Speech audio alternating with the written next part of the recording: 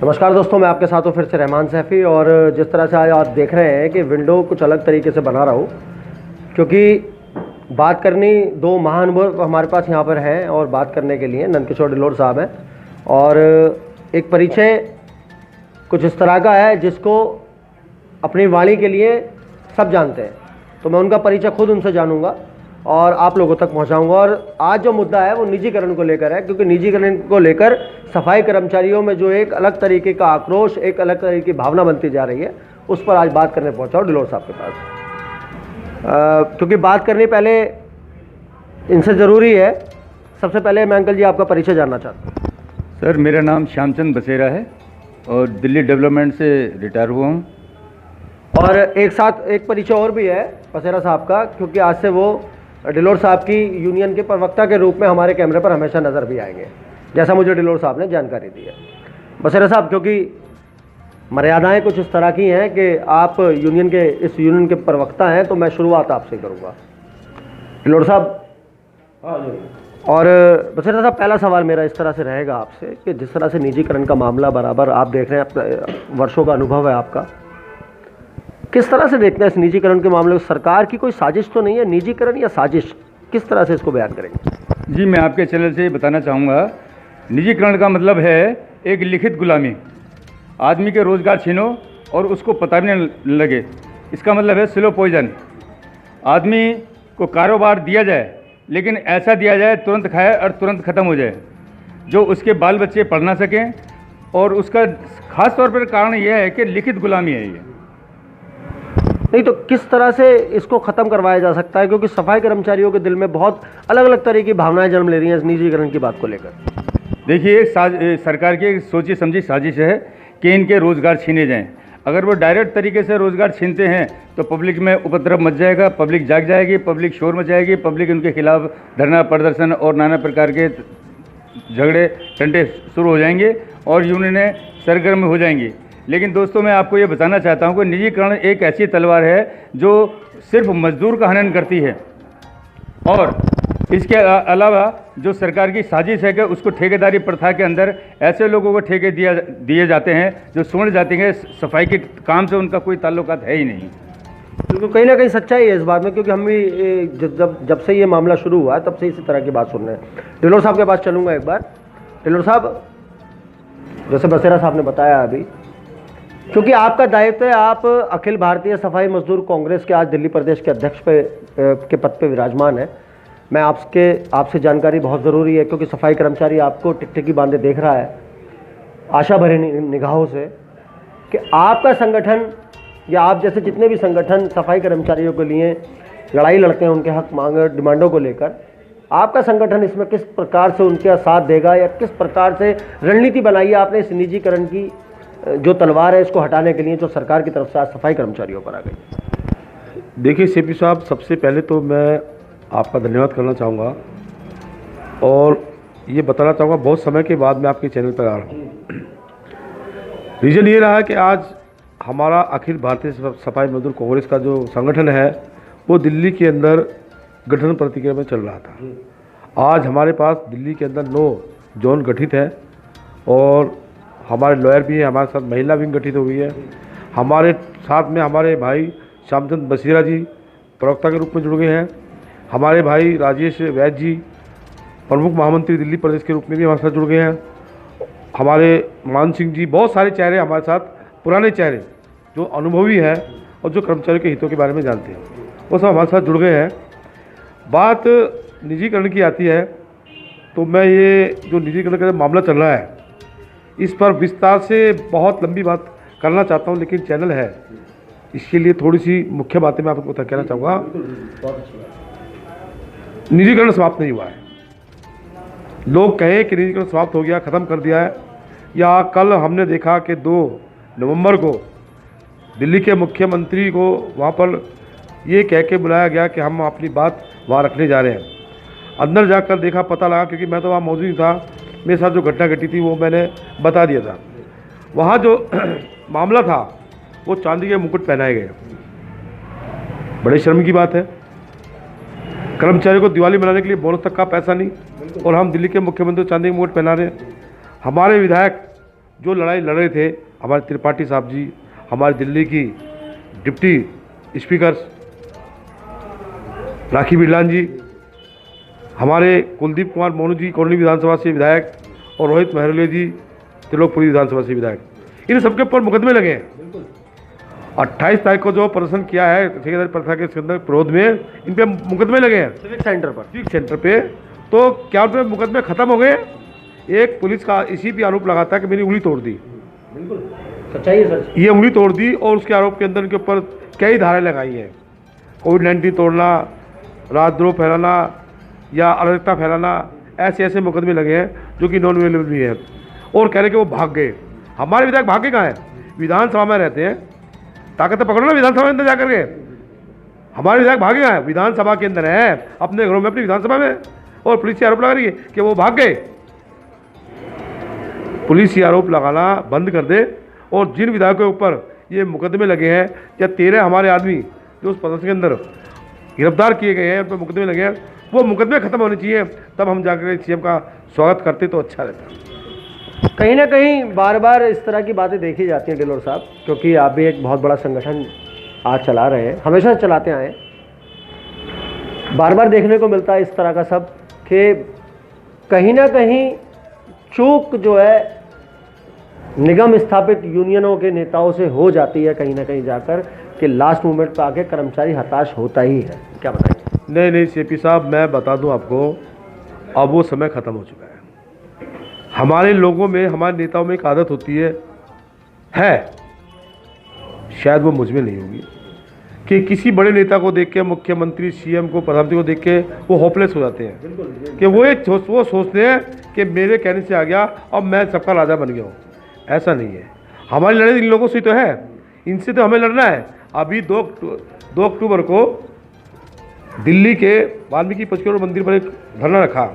हमारे दिल्ली सफाई कर्मचारी आयोग के मेंबर संजय गहलोत जी ने भूख हड़ताल, मेंबर नहीं चेयरमैन, हाँ चेयर, भूख हड़ताल रखी और मेंबरों के साथ में।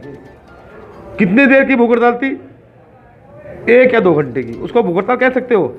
भूख हड़ताल वो होती है 2-3 दिन से चल रही है। तुरंत आके सीएम आ गए। सीएम को आपको पूछना चाहिए था, कहना चाहिए था संजय गहलोत जी को, मेरी नाराजगी है उनसे, बहुत सख्त नाराजगी है। उनको बोलना चाहिए था कि मेरा परिवार बैठा है, ये मेरा समाज बैठा है, पहले आप इनकी सुनिए, ये क्या चाहते हैं, जो ये चाहते हैं वही मैं चाहता हूँ। आपने ये बात तो की नहीं। आपने कहा सीएम आगे 1.5 साल का समय दे दिया। 1.5 साल के समय के अंदर पक्का है तुम्हारी सरकार आएगी। सर मैं एक बात पहले यहाँ पुष्टि करना चाहता हूँ, 1.5 साल का समय जो है कर्मचारियों के लिए किस बात के लिए दिया गया? नहीं, वो ये कह रहे कि मेरी सरकार लाओ। अरे हम तो आपको 2-4 विधानसभा जहाँ हमारे लोग मौजूद है, पूरी दिल्ली के मालिक हम थोड़ी हैं। और दिल्ली के अंदर सरकार किसी चल रही है भाई, पैसा कौन देगा दिल्ली को, निगम को पैसा कौन देगा? आपने देना होता है। आप सरकार दिल्ली के अंदर अपनी लाना चाहते हो, निगम में भी लाना चाहते हो, फिर आप केंद्र में सरकार लाओ, तो पूरी सत्ता के मालिक आप बनना चाहते हो। जब कुछ दोगे तभी तो आपको लाएंगे। मैं एक बात कहना चाहता हूँ दिल्ली के मुख्यमंत्री सीएम केजरीवाल जी को, ये बसेरा जी है, श्यामचंद बसेरा जी, इनको अच्छी तरह पहचानते हैं। दिल्ली के अंदर आगमन करने वाला कोई व्यक्ति है तो श्यामचंद बसेरा है, वो जानते हैं इसको, लाला जी कहते हैं इनको। ये मैं खुले शब्द में कह रहा हूँ। मनीष सिसोदिया जी मुझे जानते हैं कि मैं नंदकिशोर लोरू, उनको ही पता है। वो हमें से बात करने में कतराते क्यों है? क्योंकि हम उनकी किताब खोल सकते हैं। बिल्कुल, मैं दोबारा आऊँगा आपके पास, बसेरा जी मैं आपके पास दोबारा आऊँगा एक बार। जिस तरह डिलोर साहब ने बताया कि जितने भी मुख्य पद पर विराजमान दिल्ली सरकार के नेता हैं, आखिर वो कतराते क्यों हैं? क्योंकि आप एक प्रवक्ता हैं, आप बहुत अच्छे से बता सकते हैं सफाई कर्मचारियों को, क्योंकि सफाई कर्मचारियों से संबंधित ये खबर है। क्या बताएंगे? देखिए, मैं आपको ये बताना चाहता हूँ कि जिस वक्त आंदोलनरत थे माननीय केजरीवाल महोदय जी, मैंने इनको ये कहा था, इनके घर पे बैठ के इनकी धर्मपत्नी भी वहाँ थी, योगेंद्र यादव भी जी थे, कुमार विश्वास भी जी थे, और वजीराबाद के एमएलए मिस्टर पुष्कर भी थे, विनोद कुमार बिन्नी जी भी थे, नोएडा वाले। तो मैंने इनको एक बात कही थी कि देखिए श्रीमान जी, यदि आप इस समाज का भला करना चाहते हैं तो सबसे पहले तो आपको एजुकेशन कंपलसरी करनी होगी। तो कहने आप इस बात पर ना बोल करके आप मुझे ये बताइए कि आपका जो समाज है वाल्मीकि समाज, मैं इनके बीच में जाऊंगा तो मैं वोट किस तरीके से मांगूंगा? मन की आपको ये वोट क्यों देंगे? आपने किया क्या है इनके लिए? नहीं कि आप फिलहाल तो मेरे को ये बताइए कि मैं इन लोगों के बीच में जाऊं तो मैं क्या करूं? मन की देखिए, इनकी जो रोजी रोटी है वो है झाड़ू। और आप दिल्ली विधानसभा से, पार्लियामेंट से एक गंदगी हटाना चाहते हैं, भ्रष्टाचार मुक्त सरकार बनाना चाहते हैं, तो आपकी धर्मपत्नी जो है सुनीता जी, हमारी बहन जी, घर में झाड़ू लगा रही है, तो किस चीज़ से झाड़ू लगा रही है? गंदगी साफ किस चीज़ से करनी है? झाड़ू से। तो आप झाड़ू को सिंबल बनाएं अपना, झाड़ू को अपना सिंबल बनाएं। और एक बात और कही थी मैंने उनको कि आप जहाँ से भी ये लॉन्चिंग करें, वाल्मीकि मंदिर, पचकुया रोड, दिल्ली से इसकी लॉन्चिंग करें। और वो क्यों कर ले, कल एक्सप्लेन करके बताइए। मन की एक्सप्लेन करके मैं बताऊँ। माननीय राष्ट्रपिता महात्मा गांधी जी 114 दिन वाल्मीकि मंदिर में रहे थे, पचकुया रोड पर, और वो राष्ट्रपिता बने थे। यदि आप वहाँ से लॉन्चिंग करते हो तो इस समाज में आपके प्रति लगन, विश्वास, भरोसा जागेगा। अगर आप राष्ट्रपति नहीं बन सके, पीएम नहीं बन सके, तो मेरी ये दुआ है आप सीएम जरूर बनेंगे।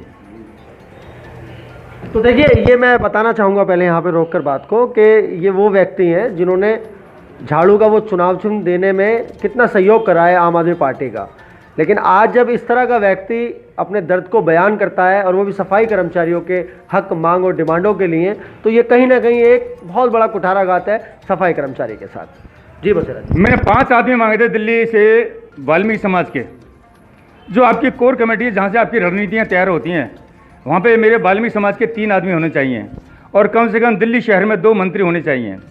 कहने आप 3 आदमी को क्या करोगे? मैंने कहा आप रणनीति क्या बना रहे हो, हमें कैसे पता लगेगा? हम अपने समाज के बारे में रणनीति के विषय में क्या बोल सकते हैं, ये हमें पता होना चाहिए। हम क्या चाहते हैं ये हम उस मीटिंग में रखना चाहते हैं। तो लड़ाई जो लड़ी जाएगी, हमारे लोगों का जो भला कहाँ से होगा? हमारे 3 आदमी यदि वहाँ होंगे तो आपसे फाइट करेंगे, अपनी बात वहाँ रखेंगे, अपने समाज के दुख दर्द की बात वहाँ रखेंगे, तो आप उस पर गौर फरमाएंगे। लेकिन ऐसा उन्होंने नहीं किया। एक डॉक्टर अशोक हैं जो बेचारे बहुत कम बोलते हैं, आप 2 घंटे बोलोगे तो सिर्फ वो 1 मिनट में जवाब देंगे उसको। ऐसे व्यक्तियों को इन्होंने उसमें लिया। मैं इनके मुख्यमंत्री बनने के बाद में इनको धन्यवाद देने के लिए भी गया था। मैंने इनसे बोला, मन की आपने कोर कमेटी के अंदर जो अपनी कोर कमेटी बना रखी है उसमें मेरे 3 आदमी कहाँ हैं? कहले हमने अशोक जी को बना दिया है। मन की अशोक जी काफ़ी नाकाफ़ी हैं जी, इसमें 2 आदमी और आप लीजिए। लेकिन कोई भी सरकार हो, इसमें केजरीवाल का भी दोष नहीं है, सरकार उनको चलानी है, पार्टी चलानी है, तो उनको चाहिए मुंह बंद करने वाले आदमी जो कम बोलते हों, अपनी डिमांड ना रखें, अपने समाज की बात ना रखें। कोई भी सरकार आती है, कोई भी पार्टी है, तो वो कहती है आप धन कमा लो, रुपया कमा लो, पैसा कमा लो, लेकिन समाज की बात करोगे तो आपको घर दरवाजे के बाहर धक्के मार कर निकाल दिया जाएगा। ये हर सरकार के नीचे, चाहे वो कांग्रेस हो, चाहे बीजेपी हो, चाहे आम आदमी पार्टी हो, चाहे बीएसपी हो, कोई भी पार्टी हो। मैं जाते जाते बसेरा साहब एक रिक्वेस्ट आपसे करना चाहूँगा। आज सफाई कर्मचारियों को उनकी जागरूकता के लिए किस तरह का आप संदेश देना चाहेंगे? देखिए, हमारे सफाई कर्मचारी भाई जो हैं, इसमें बहुत सारे कारण हैं। अभी शायद आपको पता होगा, हाथरस में एक हमारी दलित बहन के साथ एक बर्बरतापूर्वक कांड हुआ है, और इसमें जाति विशेष का काम है। और उत्तर प्रदेश की सरकार जो वो धर्म के अनुसार चल रही है, तो सबसे बड़ा जो हमारा दुश्मन है वो धर्म है। यदि यही कांड मुस्लिम समुदाय का व्यक्ति करता तो अब तक उत्तर प्रदेश के अंदर हिंदू मुस्लिम हो गई होती। लेकिन उनकी खुशकिस्मती कहो या बदकिस्मती कहो कि वो ठाकुरों ने ये कांड किया, इसलिए ठाकुर समाज का मुख्यमंत्री उनको पूर्ण रूप से सिर्फ और सिर्फ बचाने का काम कर रहा है। और रही रोजगार की बात, तो ये सरकार तो चाहती है कि तो हमारे लिखित गुलाम हैं।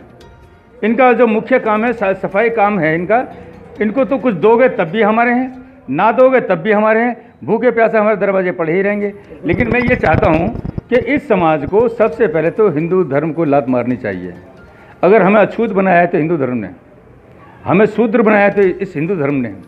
दूसरी बात, मैं अपने लोगों को ये संकेत देना चाहूँगा कि वो लिखें, पढ़ें और समाज को समझें। और जो हमारा राष्ट्रीय ग्रंथ है, जिसके अनुसार आज हम बोल भी सकते हैं, आपके चैनल से मैं अपनी बात कहने का हकदार हूँ, इसका जो सबसे बड़ा हमको अधिकार दिया, सबसे बड़ा हथियार जो हमारे पास है, डॉक्टर भीमराव अंबेडकर द्वारा रचित भारतीय संविधान, जिसको कि मैं राष्ट्रीय ग्रंथ मानता हूँ। गीता से भी बढ़ के, रामायण से भी बढ़ के, पुराणों से भी बढ़ के वो ग्रंथ है, जिसके अनुसार हम अच्छे अच्छे कपड़े पहन सकते हैं, अच्छी अच्छी लिखाई पढ़ाई कर सकते हैं, इंजीनियर डॉक्टर बन सकते हैं, अपने बच्चों को लिखा पढ़ा सकते हैं, अपनी बात कह सकते हैं। यदि कोई हमारी बात नहीं मानता है तो भारतीय संविधान के अनुसार हम उसको फाइट भी कर सकते हैं। तो बसेरा साहब ने बहुत अच्छी बात कही कि सफाई कर्मचारियों के मुतालिक कि सरकार उनको कुछ दे या ना दे, सफाई कर्मचारी फिर भी वो कहते हैं कि ये कहीं नहीं जाएंगे, ये हमारे हैं। टेलर साहब चलते चलते क्या अपनी टिप्पणी रखेंगे इस जवाब पर? देखिए, हमारे बशीरा जी जो प्रवक्ता है हमारे संगठन के, उन्होंने सारी बातें बता दी है। मैं एक बात कहना चाहूँगा कि अभी हम ठेकेदारी से प्रथा से आज़ाद नहीं हुए। सफाई कर्मचारियों के लिए संदेश कि ये लड़ाई अभी बंद नहीं हुई है, बंद हो गई होगी मुख्यमंत्री की तरफ से, बंद हो गई होगी निगम के मेयर की तरफ से, निगम कौशल की तरफ से, लेकिन यूनियन की तरफ से भी ये लड़ाई जारी है और जब तक जारी रहेगी, जब तक ये ठेकेदारी प्रथा बिल्कुल जड़ से खत्म नहीं हो जाएगी। एक बहुत बड़ी बात आज ढिल्लों साहब ने कह दी है कि इनके संगठन के माध्यम से ये लड़ाई जारी रहेगी। बाकी जितने भी अन्य संगठन निगम में स्थापित यूनियन जितनी भी हैं उन सबके पास जाऊंगा और ये बात आप लोगों के लिए बिल्कुल कंफर्म करके लेकर आऊंगा कि लड़ाई जारी है या नहीं। अब सवाल यही रहेगा सबसे, क्या निजीकरण की लड़ाई कर्मचारियों के लिए जितने भी नेता और जितने भी यूनियन है वो जारी है उनकी तरफ से या नहीं है। तो दोस्तों अगले मुद्दे पर इसी बात पर आगे बढ़ाते हुए चर्चा दोबारा मुलाकात होगी। जय हिंद, जय भारत।